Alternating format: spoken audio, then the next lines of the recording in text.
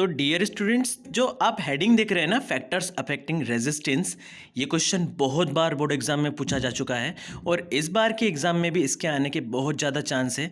इसके अलावा बैकग्राउंड में जो आवाज़ आ रही है, आई होप कि आप उसे इग्नोर करेंगे और मेरी आवाज़ अगर आपको उसके मुकाबले ज़्यादा अच्छी सुनाई दे रही है तो आप कमेंट करके बताएं कि आवाज़ प्रॉपर आ रही है। तो स्टार्ट करते हैं इस इंटरेस्टिंग टॉपिक को।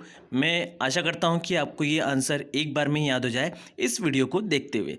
तो चलिए स्टार्ट करते हैं। तो ये क्वेश्चन इस तरीके से आ सकता है कि right the factors affecting resistance of conductor, या फिर what factors affect the resistance of conductor, यानी कि किसी भी वायर में रेजिस्टेंस को कम ज़्यादा करने वाले ऐसे कौन से पॉइंट्स होते हैं, उनके बारे में हम डिस्कस करने वाले हैं। तो एक लाइन जो फ्री की हम हमेशा लिख सकते हैं, जब भी आंसर आपका पॉइंट वाला हो 1 2 3 4, तो इस टाइप की लाइन आप बना सकते हो।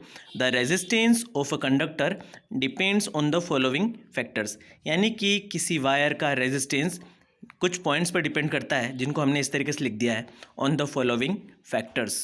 इस लाइन में कुछ ऐसे वर्ड्स हैं जिनका मीनिंग आपको जान लेना चाहिए। यहाँ पर कंडक्टर का मतलब है वायर, रेजिस्टेंस का मतलब वायर के अंदर जो करंट का फ्लो होता है उसको रोकने वाली एक फिनोमिना। तो गाइस, किसी कंडक्टर का जो रेजिस्टेंस होता है ना, वो कुछ पॉइंट्स पर डिपेंड करता है और वही पॉइंट्स हम डिस्कस करने वाले हैं। पहला पॉइंट है length of the conductor. Length के लिए हमने एल ब्रैकेट में लिख दिया है।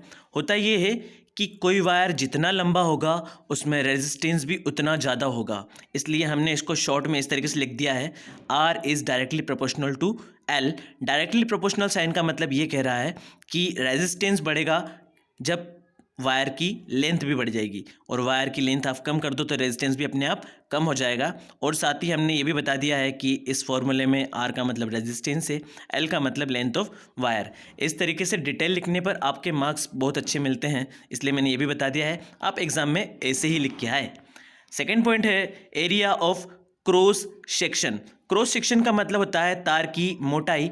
यहाँ हम एरिया ऑफ क्रॉस सेक्शन को शॉर्ट में ए से डिनोट कर रहे हैं। अब मैं कोशिश करता हूँ कि आपको एरिया ऑफ क्रॉस सेक्शन अच्छे से समझ में आए। तो आपने मैथ्स में सिलेंडर के बारे में अच्छे से पढ़ा है।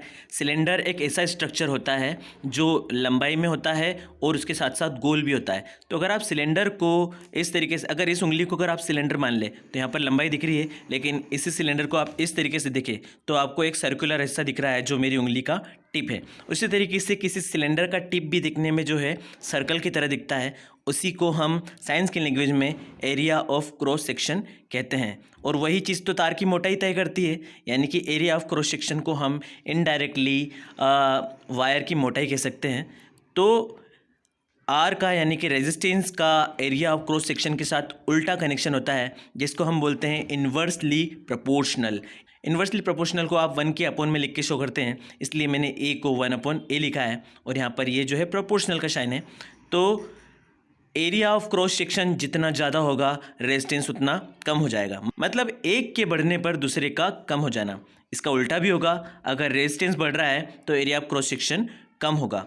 मतलब ये है, एरिया ऑफ क्रॉस सेक्शन को हमने मोटाई माना है। तार जितना मोटा होगा उतना ही रेजिस्टेंस कम होगा, और तार की मोटाई जितनी कम करोगे रेजिस्टेंस उतना ज़्यादा बढ़ता जाएगा। यहाँ पर ए को हमने शो किया है एरिया ऑफ क्रॉस सेक्शन से। तो 2 ही पॉइंट पड़े हैं, लेंथ बढ़ाने पर रेजिस्टेंस बढ़ जाता है और यहाँ पर उल्टा है, एरिया ऑफ क्रॉस सेक्शन बढ़ाने पर रेजिस्टेंस कम हो जाता है। उसके बाद का पॉइंट है temperature of conductor. Temperature of conductor का सीधा सा कनेक्शन है कि जब किसी वायर का टेम्परेचर बढ़ जाता है ना, तो उसका रेजिस्टेंस भी अपने आप बढ़ जाता है। टेम्परेचर बढ़ने का मतलब वायर का गर्म हो जाना, और आप भी जानते हो कि अगर वायर ज़्यादा गर्म होगा तो जल जाएगा, क्योंकि उसके अंदर जो है करंट की रुकावट बन रही है। इसलिए R is directly proportional to T का मतलब टेम्परेचर, और आर वही है जिसको हम शुरू से पढ़ते आ रहे हैं, रेजिस्टेंस। तो उसके बाद का पॉइंट देखते हैं, nature of material of conductor. Material of conductor का मतलब जिस वायर का हम यूज़ कर रहे हैं वो वायर किस एटम से बना है या फिर किस मेटल से बना है। वायर को आप कॉपर यानी कि तांबे की बना सकते हैं, आप वायर एल्यूमिनियम की यूज़ कर सकते हैं, आप चाहे तो वायर गोल्ड एंड सिल्वर की भी यूज़ कर सकते हैं, लेकिन वो बहुत ज़्यादा महंगा पड़ जाएगा। नॉर्मली कॉपर की वायर बहुत अच्छी मानी जाती है। अब यहाँ पर मैंने एक लाइन लिख के शो किया है कि different material equal to different resistance. इसका मतलब ये है कि अगर आप 1 फीट का वायर तांबे का ले लें यानी कि कॉपर का, और 1 फीट का वायर आप गोल्ड का ले लें यानी कि सोने का, तो उसमें कम रेजिस्टेंस बनेगा गोल्ड का, क्योंकि गोल्ड का जो एटॉमिक स्ट्रक्चर जो है वो इस तरीके से ही होता है कि उसका रेजिस्टेंस कम होता है। इसका मतलब ये है कि एक एक फीट लंबे दो वायर लिए, दोनों का मटेरियल अलग अलग है, तो उसमें रेजिस्टेंस भी अलग अलग होगा। कॉपर का रेजिस्टेंस ज़्यादा होगा और कंपेरेटिवली गोल्ड का रेजिस्टेंस कम होगा कॉपर के कंपैरिजन में। तो इस तरीके से हम मान सकते हैं कि डिफरेंट मटेरियल का रेजिस्टेंस भी डिफरेंट होता है। तो इन 4 पॉइंट में पूरा आंसर कवर हो जाता है। पहला ये है लेंथ ऑफ कंडक्टर, दूसरा है एरिया ऑफ क्रॉस सेक्शन, तीसरा है टेम्परेचर ऑफ कंडक्टर एंड चौथा है nature of material of conductor.